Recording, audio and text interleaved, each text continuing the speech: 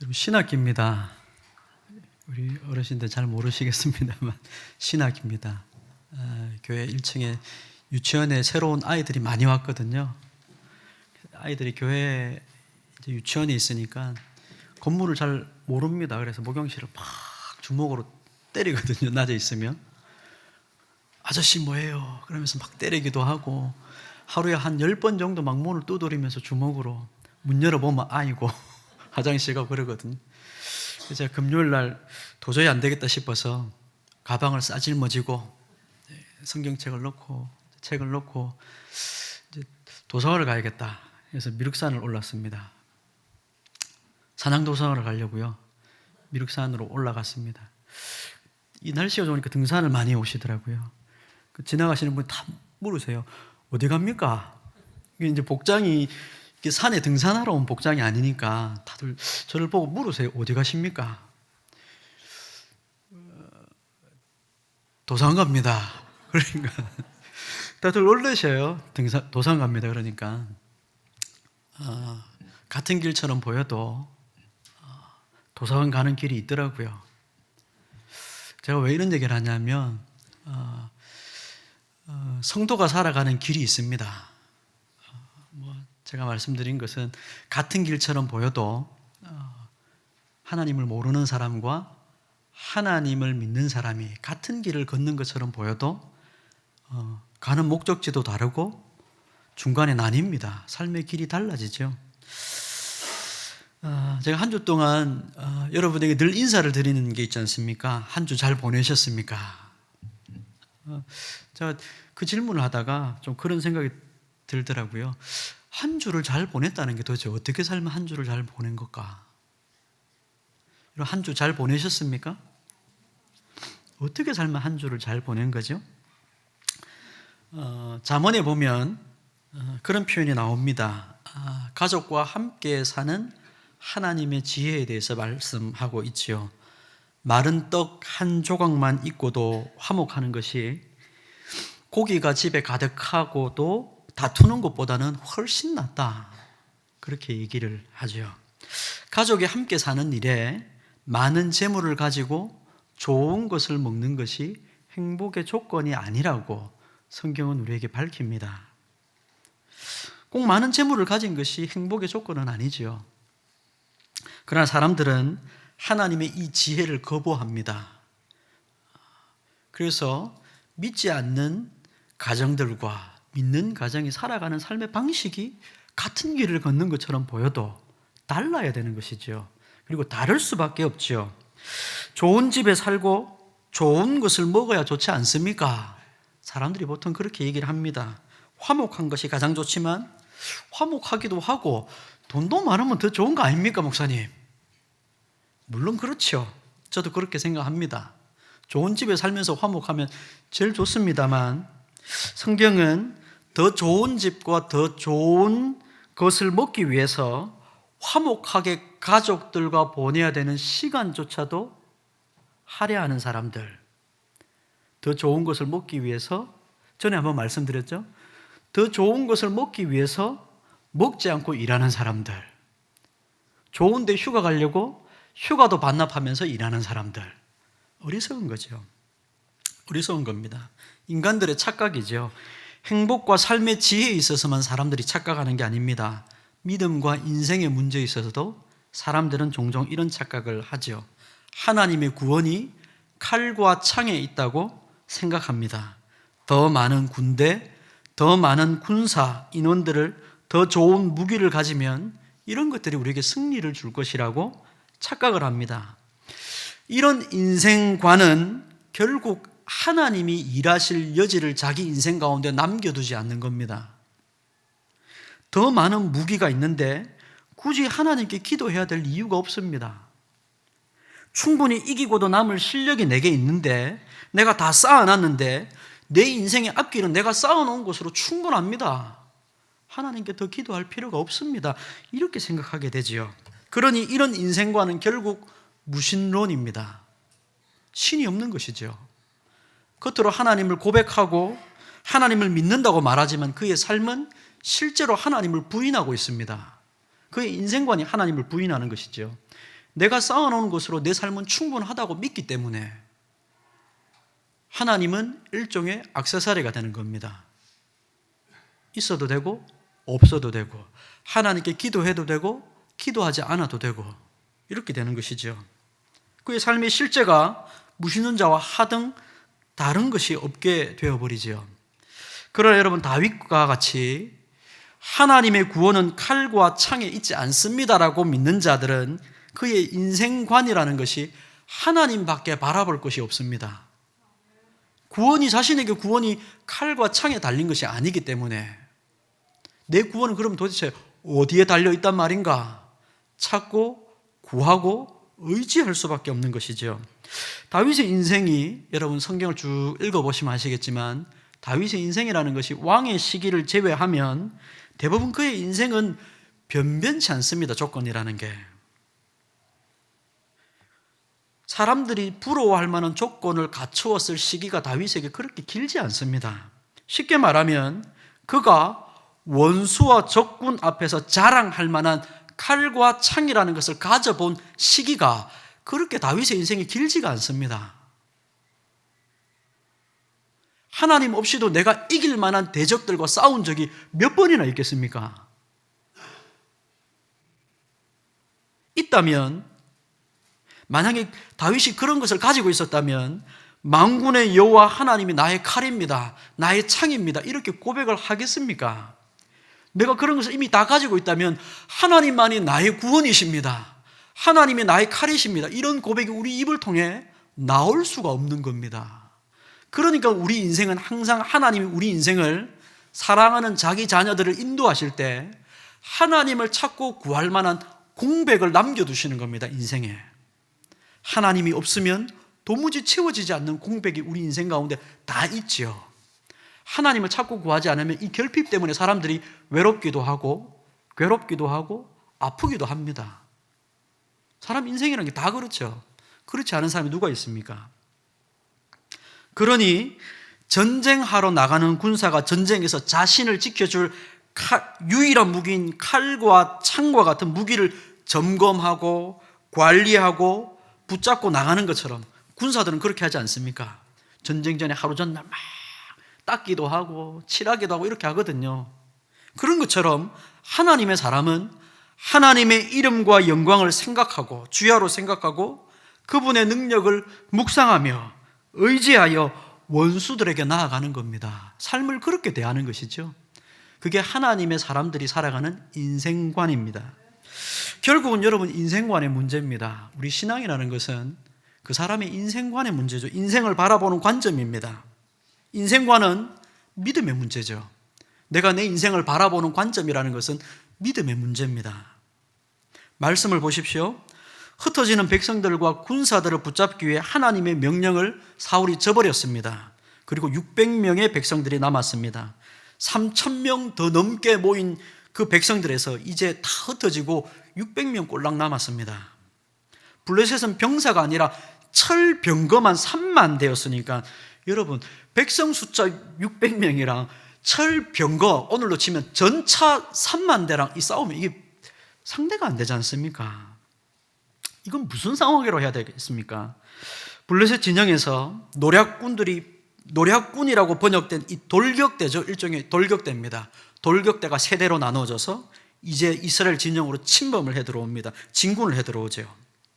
지난주에 말씀드린 대로 그나마 이 남은 600명의 군대라는 것이 얼마나 초라하고 형편이 없었는지, 철을 다룰 수 있는 철공들이 이스라엘에는 없었기 때문에 이 병사들이 아무런 무기도 없이 들고 나온 겁니다. 600명이 싸우겠다고 서 있기는 한데, 겨우 붙잡아서 서 있기는 한데 무기도 없는 겁니다. 600명이. 이게 지금 이스라엘의 현실이죠. 병거 3만 대와 싸워야 될 이스라엘 600명이 이 정도입니다. 싸우는 날에 사울과 요나단 이 두 부자, 이 아버지와 아들 외에는 백성들의 손에 칼이나 창이 없었으니 도대체 하나님의 백성들은 어떻게 싸우란 말입니까? 어떻게 싸우고 어떻게 행동을 해야 되는 겁니까? 여러분, 지난주에 잠깐 사울에게 남게 된 군사의 수 600명을 말씀드리면서 제가 그 유명한 사사 기드온을 말씀을 드렸습니다. 기드온과 300명의 용사. 제가 비유를 했습니다만 실제로 성경은 사울 왕의 사역을 기드온과 자꾸 비교를 합니다. 기드온도 사사로 처음 부름을 받아서 전쟁을 할 때 초기에 적군과 싸워서 승리를 하는데 밤에 공격을 해서 승리를 거둡니다.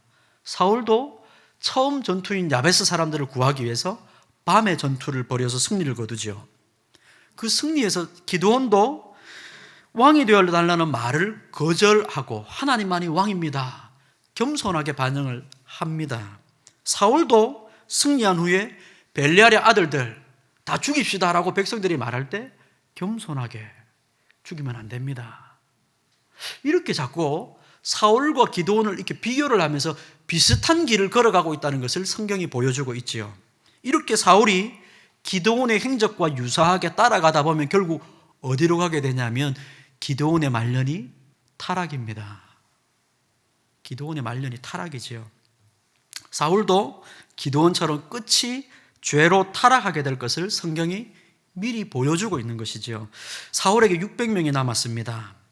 사울은 기드온이 300명과 했던 일을 반복하지 않지요. 기드온이 바로 앞에 사람이니까 기억을 해야 되는데 기억을 못하죠. 사울의 상황은 기드온과 동일하지만 사울은 기드온처럼 행동하지 않습니다. 기드온은 300명까지 하나님께서 군사의 수를 줄여가시는 상황을 보면서도 300명까지 숫자가 줄어가는 상황을 보면서도 자신을 위해, 이스라엘을 위해 하나님이 싸우실 것이라고 고백을 합니다. 기드온은. 근데 사울은 그렇게 하지 않죠. 그의 군대가 줄어가는 모습을 보고 불안과 염려에 휩싸이게 됩니다. 견딜 수가 없지요. 숫자가 줄어가는 300명까지 줄어가는 모습을 보고 기드온은 도대체 어떻게 버틸 수 있었을까요? 싸우겠다고 많이 모인 병사들, 이 백성들의 숫자가 점점 하나님 줄이시고 300명까지 남기시면 불안하지 않습니까? 이제 싸워야 되는데 하나님이 어쩌자고 자꾸 사람의 수를 이렇게 돌아가라고 말씀하시는가? 불안하지 않습니까? 이게 사울이 가지고 있는 마음이거든요. 근데 기드온은 그 순간들을 견디는 겁니다. 이것은 일종의 영적 싸움이죠. 영적 대립입니다. 우리 삶 속에 지속적으로 반복되는 영적 싸움입니다. 하나님께로부터 우리에게 주어진 믿음이 우리 영혼 속에 한켠에 있고 사단이 세상과 현실을 통해 우리에게 주는 압박감이 우리 마음 한켠에 있습니다. 현실을 통해 우리에게 주는 세상 이해, 칼과 창이 없이는 싸울 수 없다는 세상 이해가 우리 속에 한켠에 있지요. 또 거기서 오는 불안과 염려가 우리 마음속에 있습니다.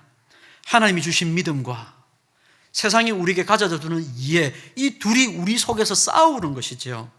사울과 요나단 외에는 칼과 창도 가진 사람이 없는 상황에서 인원도 600명밖에 남지 않은 상황, 도대체 어떤 길을 걸어가야 되는가?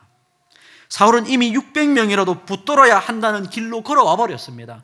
하나님의 말씀이고 뭐고 다 치우고 600명이라도 일단은 붙들자, 이 길로 이미 사울이 걸어와 버렸습니다. 그러나 여러분, 사울과 요나단이 아버지와 아들이지만 전혀 다른 길로 나누어져 버립니다. 사울은 하나님의 말씀을 버리고 600명을 붙잡자, 칼과 창이 없이는 구원을 얻을 수가 없다는 길로 사울이 걸어가 버렸지만 오늘 말씀에 보면 요나단은 전혀 다른 길로 걸어가려고 준비하고 있지요. 14장부터가 나옵니다. 요나단은 비록 사울의 아들이지만 그는 아버지와 같은 믿음을 가진 자가 아닙니다.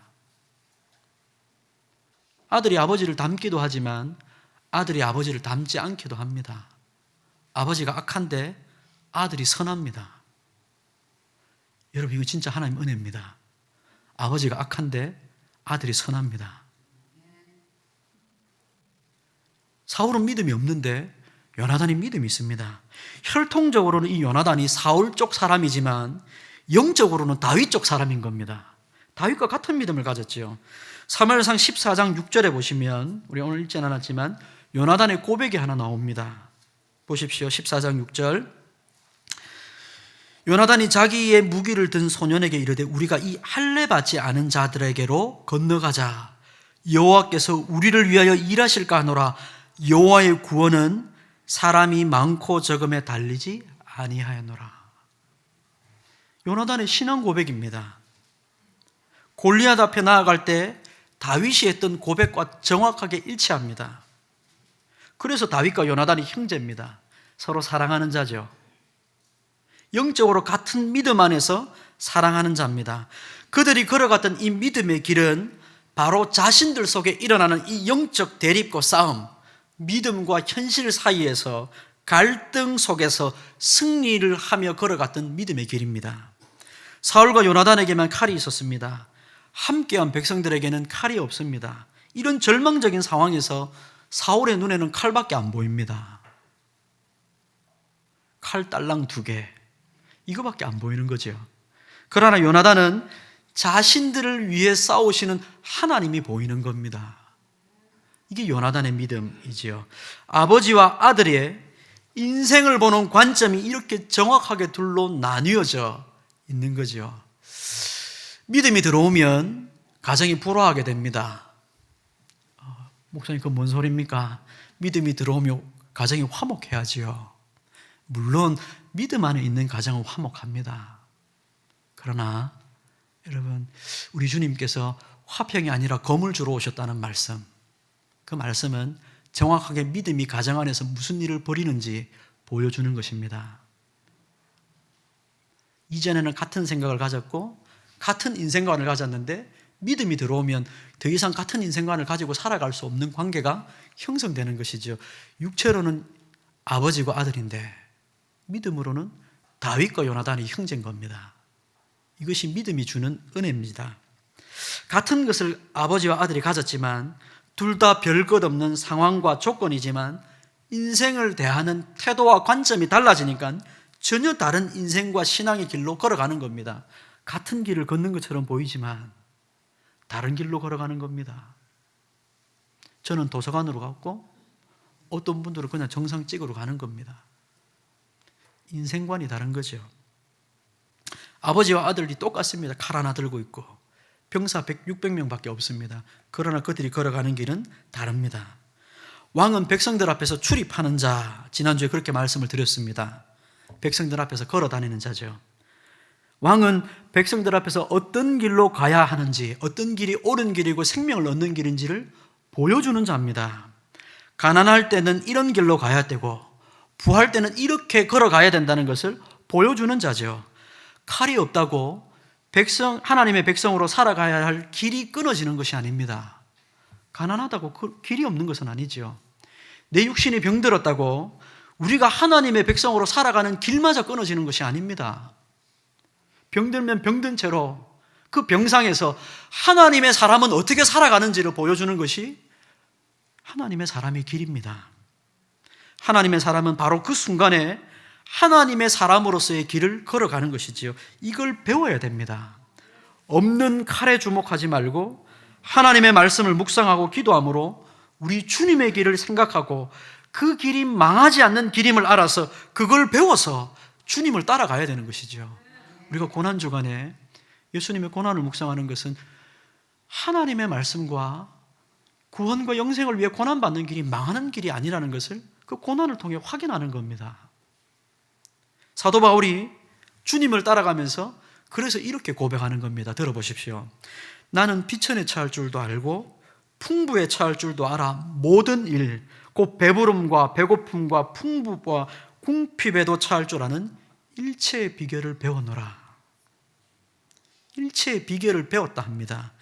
비천한 자리에서 성도만이, 하나님의 사람만이 보여줄 수 있는 삶의 길이 있습니다. 바로 거기가 하나님의 영광이 가장 빛나는 자리죠. 감옥에 갇혀 하나님의 사람으로 바울은 찬송도 하고 매질을 당하면서도 하나님의 은혜로 순종의 길을 걸어갔습니다. 매질 당하고 감옥에 갇히면서 사도 바울이 그 길을 걸어간 겁니다. 어떻게 사도 바울이 그 길이 가능한 겁니까? 일체의 비결을 배운 겁니다. 비결을 배웠습니다. 어떻게 하나님의 사람이 출입하는 것인지를 배운 겁니다. 사도 바울은 그리고 바로 그것이 복된 길이라는 것을 사람들에게 나타내 보였습니다. 사람들 앞에서 그 길을 걸어 다닌 거죠. 내가 비록 지금 매맞고 감옥에 갇히지만 예수님을 따르는 길이 가장 복된 길이라는 것을 사람들 앞에서 보여준 겁니다. 그게 하나님의 사람으로 출입하는 것이죠. 요나단의 신앙 고백, 여호와의 구원은 사람의 많고 적음에 달린 것이 아니라는 말. 사람이 많고 적음에 달린 것, 여러분 거기는 길이 아닙니다. 사람이 많이 가면 거기가 길인 줄 알고 사람들은 갑니다. 그게 넓은 길이라고 그러죠, 예수님께서. 사람이 많고 적음을 따라 판단하는 것은 하나님의 사람이 걸어가야 될 길이 아닙니다. 그냥 뭐 좀 벗어난 얘기입니다만, 아주 작은 예로 교회가 크고 작은 것, 사람이 많고 적은 것으로 교회를 선택하는 것만큼 비성경적인 신앙이 또 없습니다. 사람이 많고 적은 것으로 교회를 판단하는 것만큼 어리석은 길이 없죠. 거기는 길이 아닙니다. 많고 적음이 우리의 길을 결정하지 않습니다. 우리는 하나님의 말씀으로 그 길을 걸어가는 겁니다. 여호와의 구원은 사람의 많고 적음에 달린 것이 아닙니다. 하나님이 누구신지를 알고 믿었기 때문에 이렇게 고백을 할 수 있었고, 요나단은 일체의 비결을 사도 바울과 같이 배운 사람입니다. 그러니까 숫자가 없고 사람이 적고 칼이 없는 상황에서도 갈 길을 가는 겁니다. 하나님의 사람이 걸어가야 될 길을 보여주고 걸어가는 것이죠. 아버지는 못 갔지만 아들은 갑니다. 믿음의 능력입니다. 우리가 아는 사도 바울도 그런 자죠. 요나단이 그랬습니다. 다윗도 골리앗 앞으로 나아갑니다. 그리고 우리 예수님께서 바로 그 길을 걸어가셨죠. 저와 여러분이 예수님께 이 비결을 배워야 됩니다. 한 주 동안 고난주간에 우리 주님께서 걸어가신 길이 어떤 길인지 여러분 잘 묵상하시고 살펴서 우리가 이 일체의 비결을 배워야 됩니다. 풍부에도 처할 줄 알고 가난에도 궁핍에도 비천한 자리에도 처할 줄 아는 이 일체의 비결을 배워서, 성도의 능력이 뭡니까? 어떤 삶의 형편이 찾아온다 할지라도 하나님 은혜 믿고 견디며 이기며 감당하는 것이 성도의 능력 아닙니까? 일체의 비결을 배워서 주님의 뒤를 따라가는 제자가 되시기를 바랍니다. 이 비결을 따라 없을 때에도 있을 때에도, 그것이 부든 건강이든 명예든 있든지 없든지 하나님이 나와 함께 계신다 고백하며 그 하나님의 길로 걸어가는 성도가 되기를 주님의 이름으로 축복합니다. 말씀을 맺겠습니다. 하나님은 우리 인생에 항상 하나님께서 역사하실 공백을 허락하십니다. 하나님의 은혜로 채우면 풍성한 것이고, 하나님의 은혜를 모르고 살면 그것이 괴롭고 비천한 일입니다. 그것이 하나님의 일하실 공백이죠. 우리가 기도할 상황, 하나님만을 의지해야 될 형편을 우리 삶에 허락하실 때, 여러분 이것은 우리가 좌절하거나 절망할 상황이 아니라 칼이 없는 자가 하나님만을 자신의 칼로 알고 붙들어야 될 상황인 겁니다. 칼이 없다고 원망할 것이 아니라 하나님이 저의 칼이 되십니다. 힘이 없는 자이기 때문에 하나님이 저의 능력이 되십니다. 불안과 염려로 내 인생이 뒤덮였기 때문에 하나님만이 저의 위로가 되십니다.